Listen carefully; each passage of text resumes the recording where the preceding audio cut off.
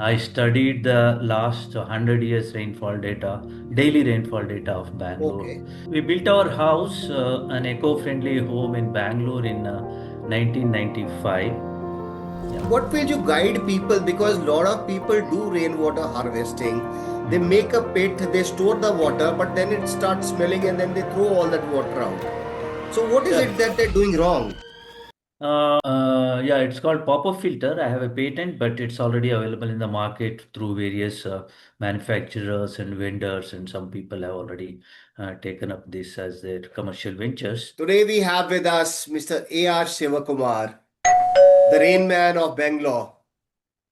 For the last more than 25 plus years, he has not used any municipal water at his residence.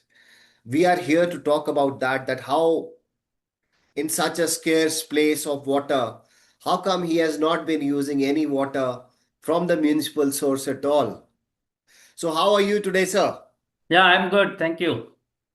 And I've also heard that your house, the temperature is much lower, there is no AC in the house, and you've been doing that for the almost 25 plus years. So, can Right. you tell us more about it? We built our house, an eco-friendly home in Bangalore in 1995. I had a lot of ideas to go. Myself and my wife started thinking we need so many things in our life on a daily Right. need basis, like the light, air, water, and the comfort, and so many things. And how do we get these things? We started thinking about this. Then we found the answer in nature for all these things. You Wow. name it, there is an answer with nature, and that's how we started thinking. Why not we adopt that? For example, Right. for water, we adopted rainwater harvesting. I studied the last 100 years rainfall data, daily rainfall data of Bangalore, Okay. 100 years and daily rainfall data. It occurred to me that we get something like 1000 millimeters on an average annual rainfall. And then it is Right. spread almost throughout the year, except for a few months where there are dry season. Otherwise, throughout the year, Bangalore receives good rainfall. And the spread is good, and we Right. have around 60 to 70 rainy days, good rains. And the quantity of water which we can collect in on our plot of 40 feet by 60 feet, around Yeah. 2,400 square feet, is something like 2 lakh 20,000 plus. 2 Wow. lakh 20,000 liters. Then against that WHO standard, we found out, because I was working on water conservation and energy conservation. Right. So I had these numbers, how much water we need for our normal living. It's around 135 liter per capita per day is the WHO Right. standard across the globe. But 100 liter is more than sufficient, in fact. Per If you person. are quite Right. quite conservative about saving nature and living with nature.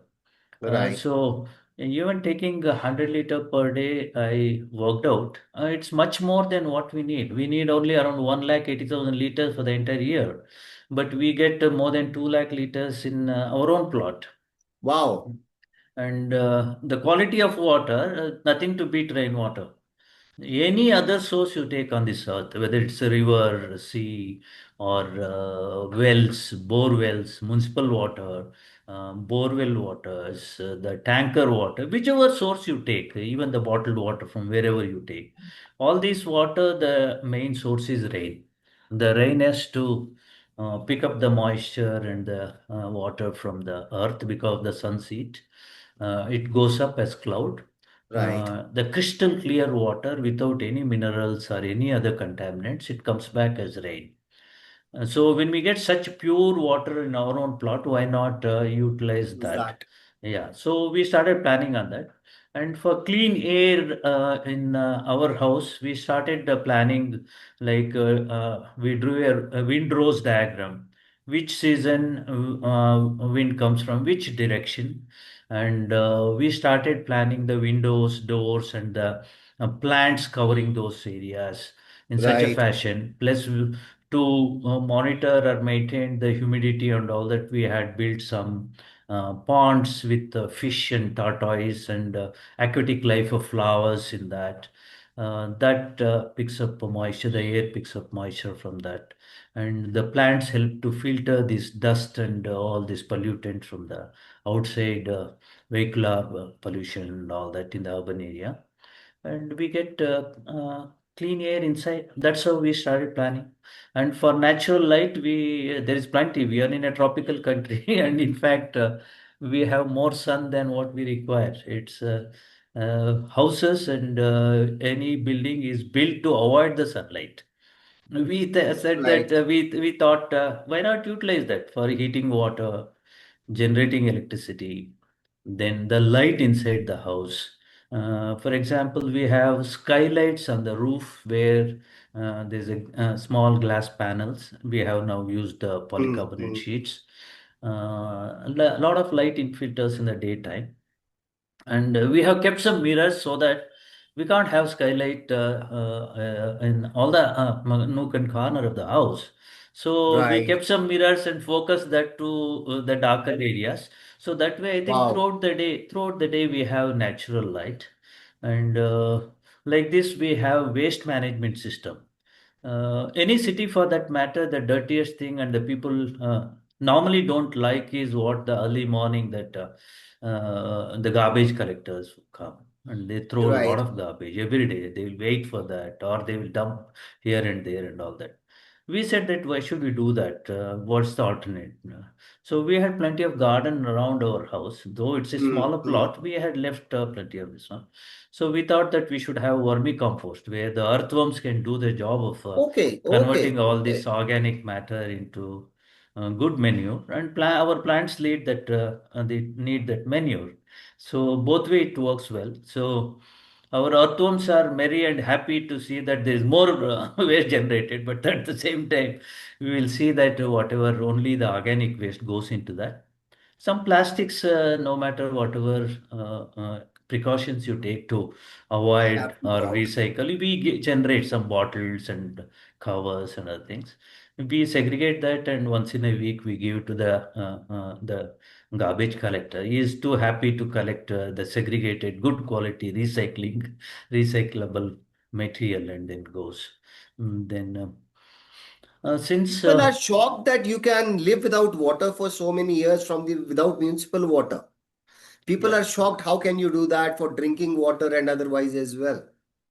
As I was mentioning to you about the quantity of water what we get, then we worked out we need around 100 liter per capita per day, four people 400 liters, 400 multiplied 365 days. This we calculated. At the same time, I studied the rainfall data, and in Bangalore, we have approximately around 100 non-rainy days.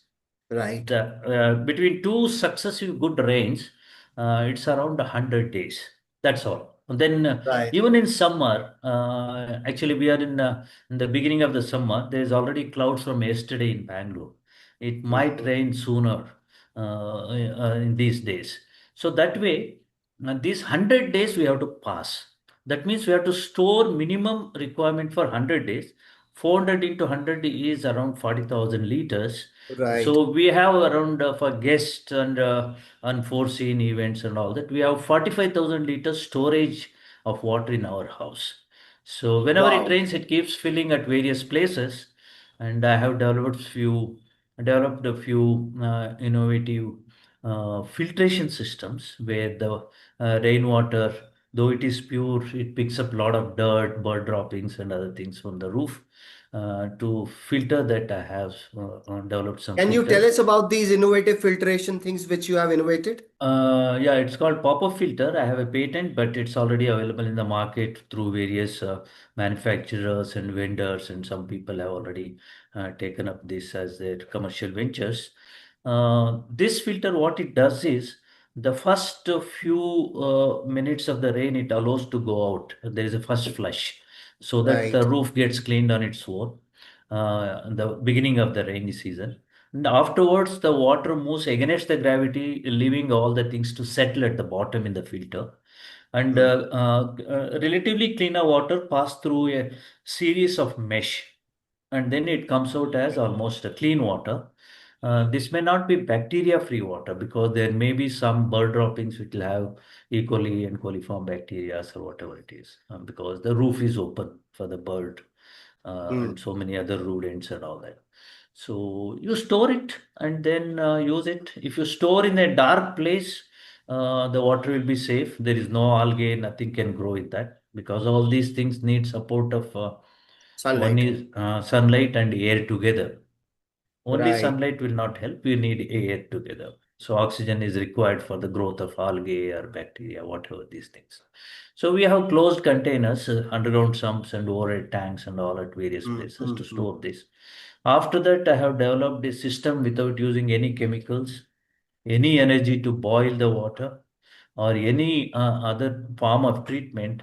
I just dip silver sheet inside the container of drinking water, only drinking water, for 10 hours. And then if you take it out, it's zero bacteria water. A thin silver Okay. sheet. Yeah. So that's what we have been following from the last close to 30 years, 3 decades. We are happy with that water. Frequently we get it tested for the quality. It's good. Even the younger one, my grandson also drinks the same water. We Oh, don't have any RO or any other filter in our house. We have never used. wow. That's amazing. Yeah. How So, old is your grandson?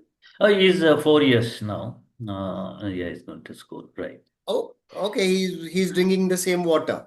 He is drinking the same water. We use the same water. From the last 2 years, we have taken the municipal supply because the quantity of water required by our house has gone up because of one is the addition of the family member, and there are more guests which are coming. Secondly, because of him, there are friends and others that they come and stay and all that. Plus, there are a lot of plants and other things. We have slightly increased the garden areas and other things. But garden area gets water from recycled use, like washing machine water goes for toilet flushing, kitchen water goes for garden. In fact, Gardening. all our plants are very happy and they are so good in growing and all that. They are lush green because there is a lot of masala from the kitchen also goes into them, and they will have a lot of nutrients from that. So So like that recycling. Yeah. what will you guide people? Because a lot of people do rainwater harvesting. They Mhm. make a pit, they store the water, but then it starts smelling and then they throw all that water out. So what is it Yeah. that they're doing wrong? First thing is rainwater is clean, but they should keep the roof clean. They should in if you come and see our roof from where I'm sitting now, outside I can see a clean roof. I'm here sitting on the first floor. Hmm. Clean, white painted roof. White paint is to reflect the sunlight, not for the cleanliness as such. Reflect the sunlight so that it's cooler inside. And Right. it looks as though it is like our floor inside our house. So keep the roof clean as far as possible. Second one is have good filtration system. Filtration system to avoid all these leaf litter, dirt, and bird droppings. And Hmm. then store in a dark place. Your sump and tanks should be almost light proof. Or rather, there should not be a small ray of light also going inside that. And Okay. don't open it frequently. We don't open the sump at all. Okay. So we have a gauge to show. We have one pipe inside the other with a used water bottle, empty bottle tied to the bottom. It keeps floating and pushing the pipe up whenever we want to see how much water is there. Thereby, we don't open the lid of the sump frequently. So, yeah, that way it's been running from last 3 decades. Why not it run for others? And there are thousands and lakhs of people, rather millions of people have followed this across the globe. What I have been advocating on this, and they are happy with that. So I don't see a reason why it should smell if you follow these things. You see, rainwater harvesting and living with nature, Hmm. it gives happiness, pleasure, Right. and you're so satisfied with that. And it's free. Uh, In fact, rainwater is free, clean air is free, and the plants are free to grow with sunlight and all this. So when it is available free, of course, there is no GST on rainwater. You can harvest freely. So, so when it is available, why not put some effort to get it in a proper form, what it is required without much of contaminants. It's good for you So when only. did you decide to save water in your lifetime? When did you decide? Oh, as early as my childhood, because I come from a village in Karnataka, a very remote village, where we used to draw water from the open wells, where the water was visible at 10 feet. We used to draw Oh. water in pots. Morning and evening, myself and my sisters, and that was the duty before going to school or coming back from school to fetch water from the well. Then, Hmm. as I grew up, I saw that the wells are started drying up and the bore wells started coming. And even the bore wells started drying up and they went further away from the village to drill more bore wells, all these things. And then when I moved to Bangalore, I found that it's a pathetic situation, begging for water from neighbors and all these things. The new layouts had no connection. We had dug a bore well and then the bore well had very little water. So we had to share water, whatever was available, and there was some dry days, not a drop of water available in the house.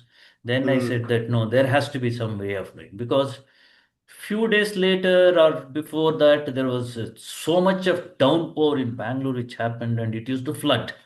And a few days Right. down the line, we have such a dry day, Totally then we dry have felt days. forward. Yeah.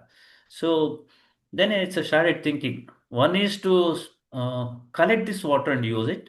Second one is build more sustainability for a social cause, enhance the groundwater availability because not everyone can store such large quantity of water because they may not have place, they may not have the means because it's too expensive to store water. At least Right. around 10 to 15 rupees per liter of storage. So you want to store, say, 1,000 liters, it's around 15,000 rupees. So that Why way, should so every house have rainwater harvesting? because they want water, every house needs water. And if you depend on others, your freedom is gone. Right. Our country got independence in 1947, but I got independence for water in 1995, and I am free today. Can you explain rainwater harvesting in a very simple way? Uh, you have a building or any other structure, you live wherever you live or wherever you have the institution or an industry. You have the roof for that to avoid the rain coming inside. And you have channeled the roof water down so that it flows out to the drainage outside your premises. Systematically, you have done. All the builders and the architects and the contractors will do this job, and you encourage them. My request is let that system be in the same fashion. Only at the bottom of the pipe where it reaches from the roof to the floor, ground Hmm. level, you attach a filter. Filter. After filtration, you divert that water into your underground sump which you have already built. Because whichever place you go, whichever city across the country, we don't have 24 bar 7 water supply. Most of the places. So people start storing water at some place. So store this water in the same place. At least whenever it rains, it stores. If you don't have plans to build a new house, if it is already existing house, whatever the storage structure you have, try to fill rainwater whenever it rains. So at least those many rainy days and plus or minus another 2 3 days of each rainy day, you have water available in your house. So that means, for example, for a small storage, if you just have say 5,000 liter storage in Bangalore, more than 8 months you can live without any problem if your I water believe you have conservative. done rainwater harvesting at the Bangalore Vidhan Sabha as well as around 23,000 schools. Yeah, the 10 landmarks building I showcased as the first reaction to see the public should start knowing the importance of rainwater harvesting. 10 landmark buildings like our Vidhana Saudha in Bangalore, then the High Court building, the post office, the general post office, like this 10 landmark buildings, even the city corporation office where the entire, all the citizens go and the first citizen also stays. Okay. We showcased there to see that rainwater can be collected and used. Afterwards, we brought in a policy so that people should harvest rainwater and it becomes mandatory and every house should have rainwater harvesting structure. Then we thought that instead of educating elders who already have some mental block about the water quality, water availability, and all, educate the children. And yeah, educate the children, educate the Children, youngsters. youngsters. So we started going to schools, colleges, conduct quiz programs on water.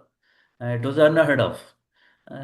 So what all you can quiz in water? There's plenty of material. A lot of people don't know much, and if they know also, they don't everyday converse about that. So all these things we started doing with a lot of school programs, giving some praises to the children about the quiz and answering and the winners and all that, and drawing competitions.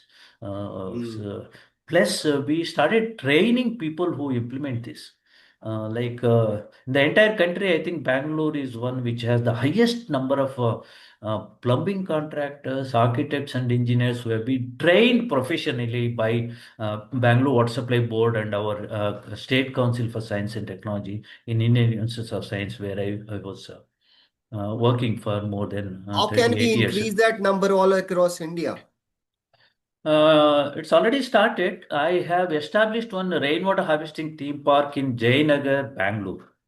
That's Okay. in a 1.5 acres plot. We have nearly 40 varieties of rainwater harvesting, groundwater recharge, borewell recharge, and water conservation, water saving measures like tap aerators and all that. It's all practically implemented and it's showcased. And it's an information center and it has a training center also, so Wow. training. Wow. And that has a lot of fun games on water. If the children can go and see that and practically they can see what they can do in their house or this one they mimic that because it's a life size models which are there. It is not that just a small working model and all that. It's a life size model like the filters, the recharge pits, and all other things.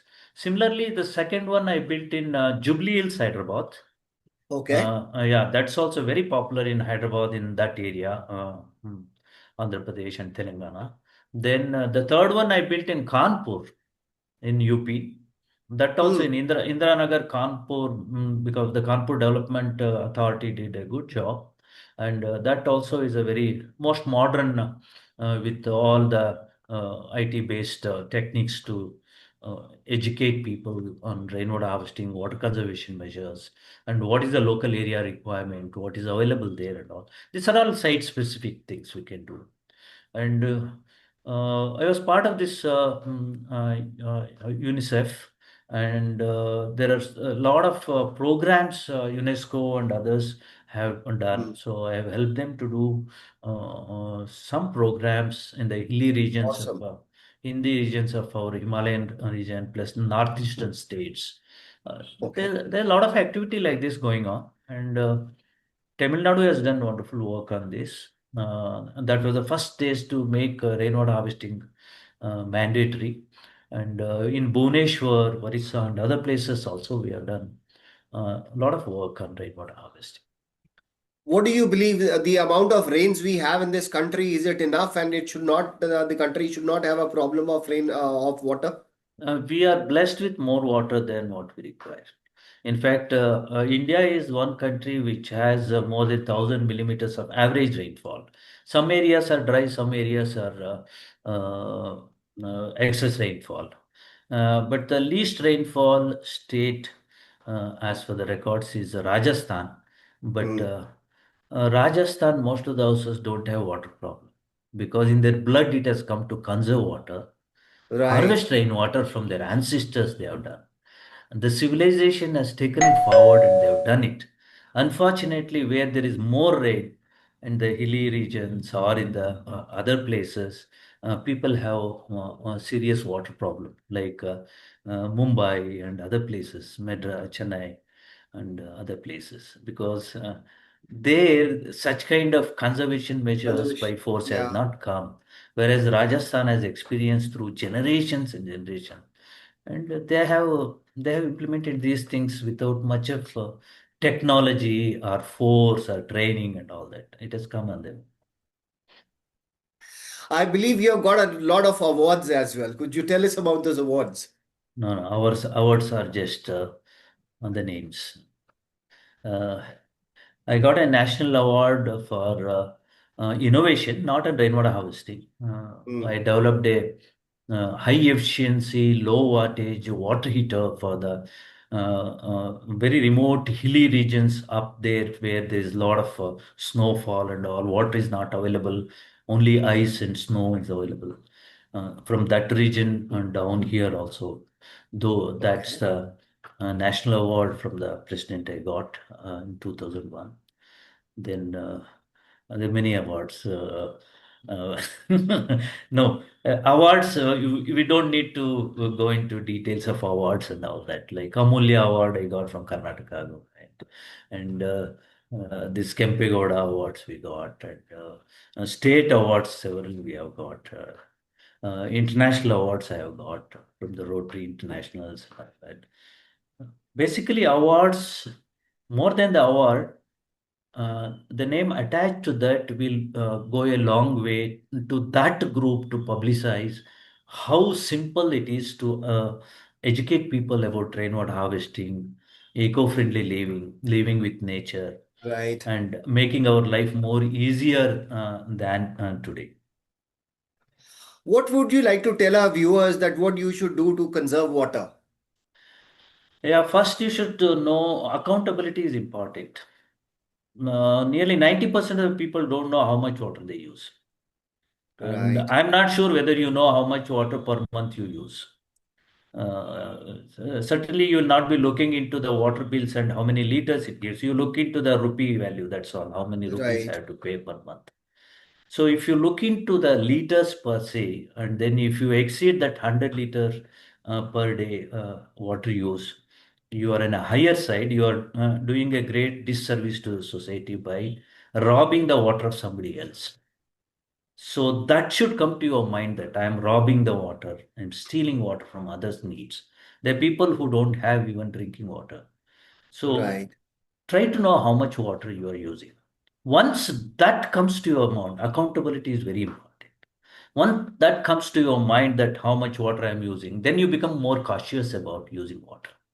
And then you will start thinking, where can I save? Where am I losing water? Where I'm unnecessarily spending water?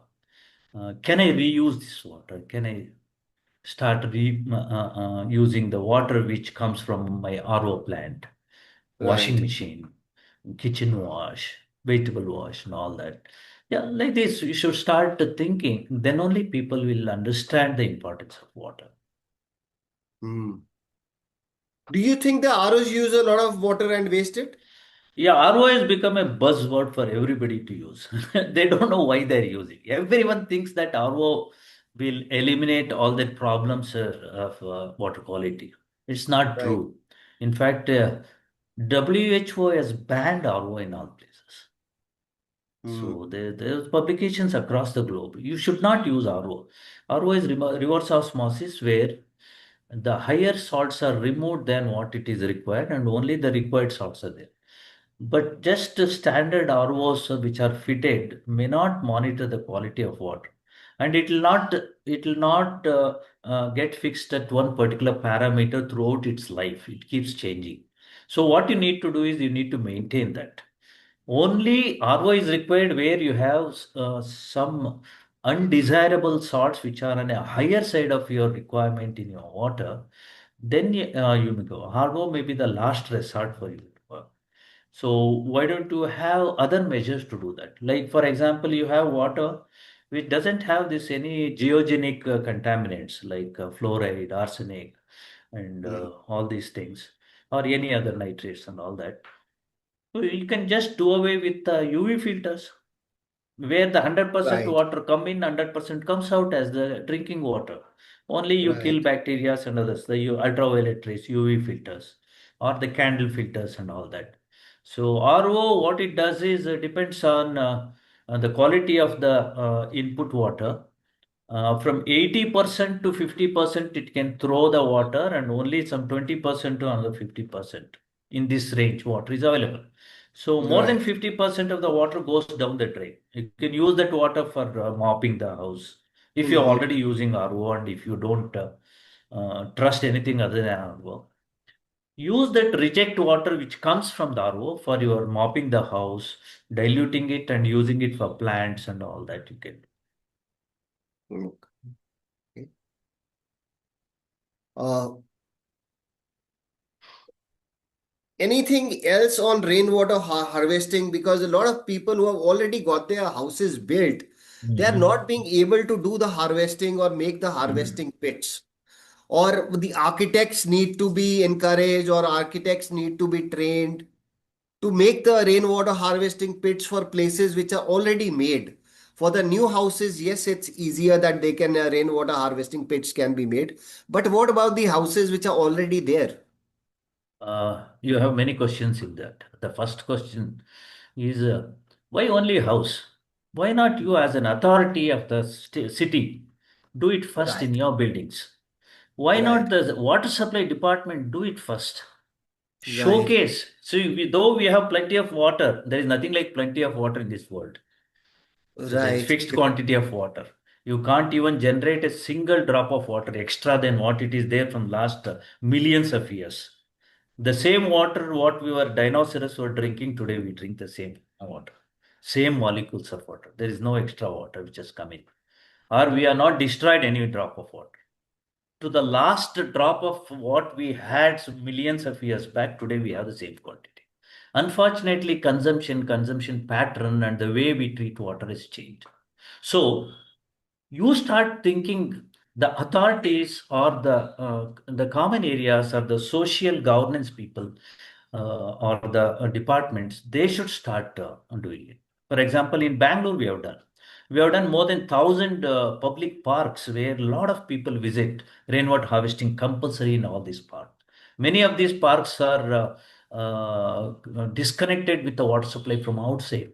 We use rainwater, we use groundwater, recharge from the rain for sustaining those parks. And most of the government buildings, we have rainwater harvesting to at least to showcase, yes, we have done rainwater harvesting and there is an easy way. And it's so simple by look also. You see this you can do. Then we start thinking about others and all that. The architects and engineers need to be educated because most of the time they think only on a commercial term. So we should see that the sustainability angle has been brought in. But it's a double-edged sword. The people, if you want to spend more money for your rainwater harvesting storage or the recharge bits, they hesitate. Architects say that, okay, instead of that, I'll build a better thing for you. I'll install a RO plant and such kind of things. So all these things can be avoided if you have a policy in place. So any house coming up or even the existing house, there is nothing like even the existing house cannot do this. You show me a house, we can do that. In Bangalore, we have brought that law and it worked. We said Okay. that, yeah, from 2009 onwards, any new house which is coming on a plot of certain area, you have to do rainwater harvesting. And any house which is built on a slightly bigger plot, 40, 60 and above, whether it is 10-year-old, 50-year-old, they should do rainwater harvesting. Otherwise, they are paying the penalty as the double water bill. Their water bill goes by two times.